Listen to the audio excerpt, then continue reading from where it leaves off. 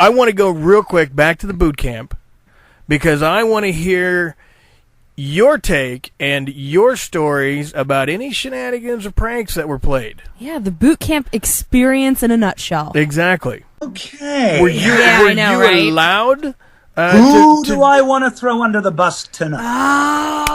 See, this is the goods right here. This is the stuff that we're all looking at. Ooh. Listen, look, guys, I'm afraid to say that of all the stories that you will hear, the biggest laugh finally will be on me because I have an anecdote about, and if I can't believe that not one of the guys has said this yet, and if they haven't, it's just because they were being too kind.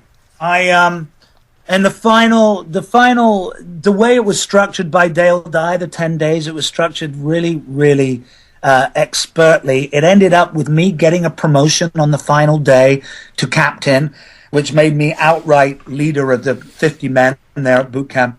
And set up in this barracks where we trained was a small town, basically, had been built to replicate, for British training purposes, Northern Ireland or towns in Yugoslavia. And I had to take us 50 guys, the 50 men, lead an assault on this town against our 6 training officers, some who had, 2 who'd served in Vietnam, one who jumped in Panama, another guy who'd served in the Falklands, and they were holding sniper positions in first floor windows, down below, wherever, and we had to go. I had to take a run through this town. I had to brief the men in a little copse in a little clearing in the woods. As I was briefing the men and I had them lined up in front of me, I was giving a little speech about, remember, keep your safety on until we go in, until I give the command and say safety's off. And remember, men, and at that moment, there was this almighty bang. Everyone jumped out of their skins. I jumped out of my skin. I started looking around, and I looked up at the muzzle of my rifle, and I saw it smoking. And while I had been giving orders to my men on the final day of boot camp, I had discharged my weapon in preparation for a secret attack on this thing. And there was no way to deal with it without missing a beat. I said, and as I have just demonstrated to you, that is what will happen if you leave your safety off. And I'm not.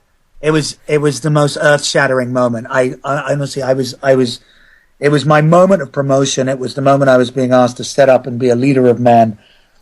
Dale Dye came storming over he came over like a fucking bull with a bull with spears already in his spine, and just came up and just went, "What horsecock discharges weapon?" And we ended up. I just had to say, nothing for you to see here, sir. Nothing for you to see. That's fine. Everything's under control. And we, with the men in front of me, literally sniggering like schoolgirls and trying not to. Anyway, none of your men stood up and took that heat from you? Yeah, exactly. That's what I wake up every night. Every night for 10 years I've woken up. Why did nobody come to me? No, but it was a bad moment that, thank God, we got past it pretty quickly. But other than that, it was Schwimmer twisting his knee quite early on and then disappearing down to the shops in the local village and coming back with contraband. I mean, just like it must have been, just like coming back. Guys putting in orders and say, "Can you get me this? Can you get me this? Can you get me this?" And Schwimmer just becoming like this kind of courier boy, and sort of running in and out of the local village, bringing back whatever guys wanted. I don't know what we're allowed to say on air like this, but if we ever get together and have a beer, I'll tell you what came back from the shops. Well, from what we understand, it was just M&Ms and porno. Wow, you said M&Ms on air.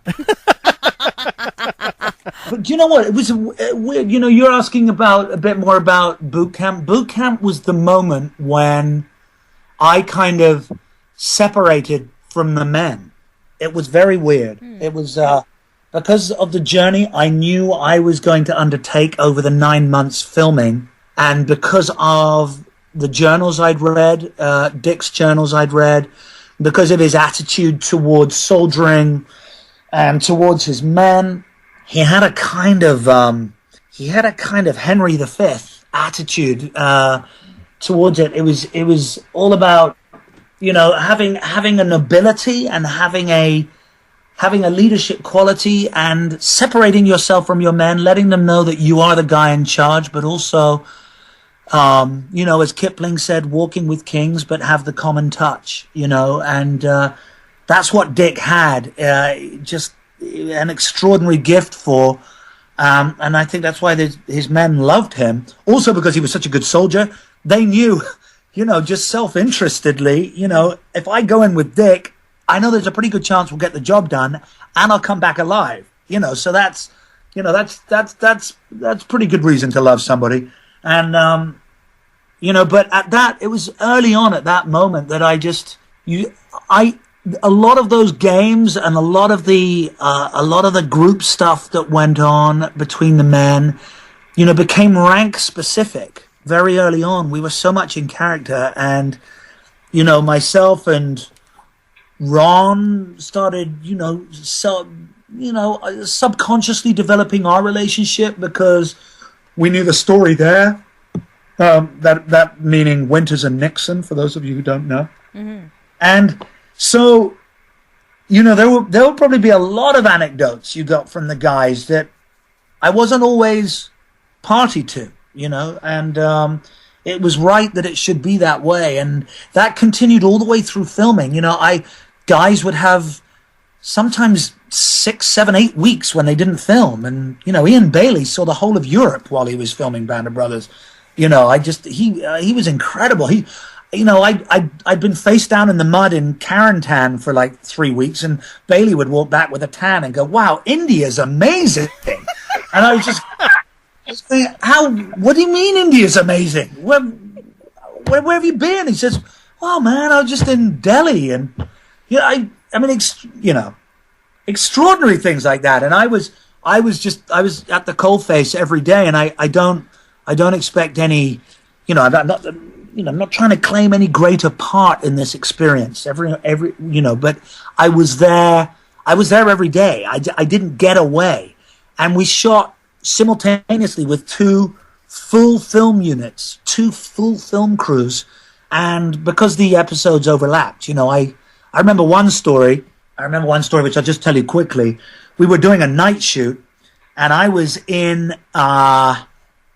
already in Bastogne, I think, in episode 7, and we shot all through the night, and through the countryside, about 25, 30 minutes away, the other film crew had set up a shot that they needed to get before sunrise at 3:52 a.m. Sunrise is very early here in the summer.